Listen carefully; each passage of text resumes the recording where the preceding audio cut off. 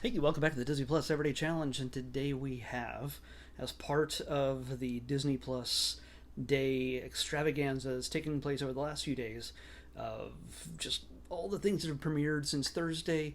This is one more of them. So we've watched Thor: Love and Thunder, The Simpsons short, Welcome to the Club, Obi-Wan Kenobi: A Jedi's Return.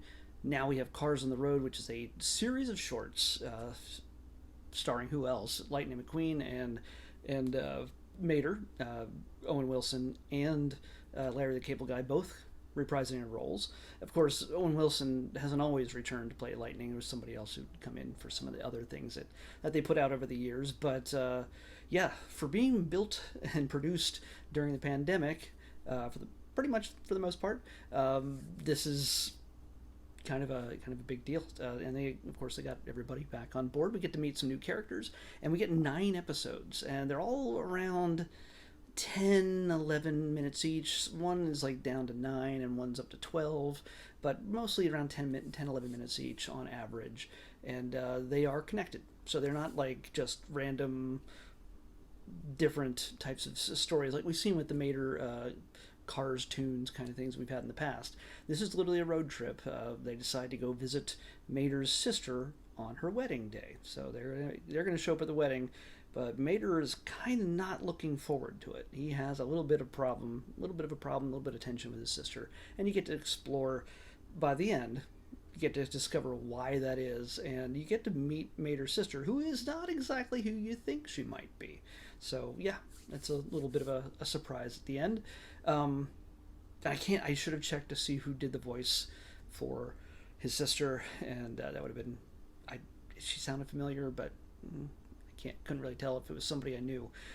We do meet a new character along the way, named Ivy, and I'm not going to spoil exactly where or when we'll run into her, but yeah, we get to meet Ivy as a brand new character who recurs from time to time. But mostly, this is all about playing with different genres of storytelling and film. We see a lot of different things. I don't want to spoil too much here. Oh, okay. The very first one, I can see the little edge there. Um, we get they visit a lot of landmarks and tourist traps along the way, as one does on a road trip across the country. She's on the east coast of whatever America is. I guess if it's not America, it's cars. Well, it's a world of living cars. So there's no America that I know of, even though it has the trappings of which. Go look up the Pixar theory where all the films are connected and see where this falls in to the history of reality in the Pixar universe. It's it's a deep dive, trust me. Anyway, they first stop at a dinosaur park, so you get to see that at some point there were dinosaur cars, that looked like T Rexes and things like that, and they had spikes and spines and stuff like that along their backs and their hoods and or roofs and stuff like that. And yeah, at one point they come into conflict. Well, not really. Mater has a dream and a little bit of a nightmare actually, and they end up running and battling some of these dinosaurs that are out of control. A little bit of a Jurassic Park thing, but very much also they animate it in a way that makes it look like old school Ray Harryhausen stop motion dinosaur films. So if you look at some old Jason the Argonauts and dinosaurs and King Kong, things like this whole old school Ray Harryhausen. If you don't know that name, you should, and look it up, and you'll understand what I'm talking about when you see how they animate the dinosaurs in this. So it's kind of cool. The next one is very much a haunted house, haunted mansion in a sense. Imagine Cars going to the haunted mansion. It's not fully haunted mansion. It's just got little nods here and there, but it's also a very big Shining tribute as well. Down to the carpeting on the floor will look very familiar to Shining fans. So there's that's just the first 2 episodes. There's 9 of them, and they go into different things like I'll look this up right here. Cars speed racing, just zipping along, really going really fast. Mater decides that he wants to be the fast one now. the legend. Oh, we get to see a story about cryptids and Bigfoot and everything else. So that's an important episode. That's kind of fun. Showtime. They go to the circus. We get to we get to realize that that lightning has a few fears, or at least one very big face painted fear. Um, Trucks. That's actually the shortest one, and Mater's just not feeling like a truck. Like he doesn't feel like a real truck, and well, it takes a big musical number to explain how he's wrong. After that, B movie, which they stumble onto a live movie set as along their trips in a small town, and they each get picked up to be in the movie to good and bad results. You'll understand when you see it. And Road Rumblers, you will probably, if you've seen the trailer, it's probably one of the most popular pieces of that trailer. It's very much Mad Max Road, Fury Road inspired, down to the drummer being suspended from a elaborate contraption. So many tricked out post-apocalyptic looking cars. It's also a big Thunderdome reference in there.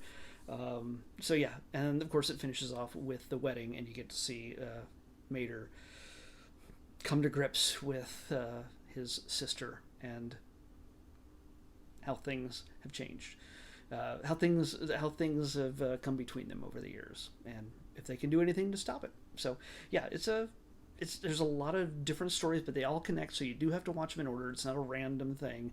It all leads to a big thing. They can be taken one at a time, but it's good if you just run right through them. So I watched all 9 of them. Yeah, so I'm committed. So, but I mean, it's the kind of thing when you look at something like this.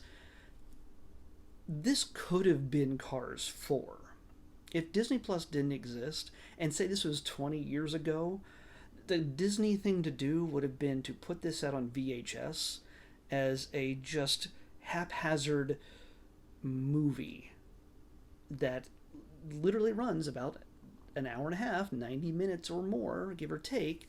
If you take the credits off each one of these, they're about 3 minutes shorter than their actual time. So an 11-minute thing is probably around 8 minutes long, and the shortest one that's 9 is actually about 6. So it's barely 6 minutes long for the Trucks episode. So yeah, it's a lot shorter, but you pad in all the extra credits and everything else, and it turns into a movie length experience. So yeah, had this been the Disney way 20 years ago, you'd be getting a direct VHS Cars movie, and this would have been it. They would have just had people write 9 different scripts, or at least 8 different scripts, and then put all these different weird adventures, stitch them together, and have the start and the end bracket the two of them, and you had the movie that people will pay VHS money for. But we have Disney Plus now, so we can watch it in pieces whenever we like. As a series, odds are it's the kind of thing you're going to want to watch to just binge right through, especially if you have a little kid who loves cars, and I know some, and they they will very much eat this up. And you can appreciate it too as an adult, whether you like cars or not. You can appreciate all the many film and other references and pop culture references throughout. So it's a good fun adventure. I highly recommend it. I just love all the Cars adventures. By the way, this thing was made to make new toys. Hey, the Cars, when they made the Cars movies and they started, putting out little die-cast cars, I think Hot Wheels is the one that puts them out. I'm not really sure offhand. I could be wrong. I'm not the expert on that, but I've bought a few over the years as gifts, and some of them are highly collectible. Some of them are very valuable, and they are, they put out a different version. Lightning McQueen looks slightly different color red, or maybe, like orangish red, and that's a variant. And so they put out so many different freaking toys. Every car that's ever appeared on screen practically seems to have a car. And every variation, well, this thing has so many variations and so many new cars that they are going to probably merchandise the crap out of this, if they haven't already. I didn't check. So, anyway, our time at D23 Expo is over. Cars is done, and Cars on the Road is finished, And so that leaves one more. I decided I was going to do one more big deal release from this Disney Plus Day launch. And we're going to go back and do a movie. Something that probably should have been in the theaters, maybe, because it does star some pretty big names. It stars Tom Hanks, Joseph Gordon-Levitt. Yeah, we're talking about Pinocchio, the live-action Pinocchio. So that's what we're watching tomorrow. Pinocchio, 2022 live action on the Disney Plus Everyday Challenge. I'll see you back here tomorrow with that.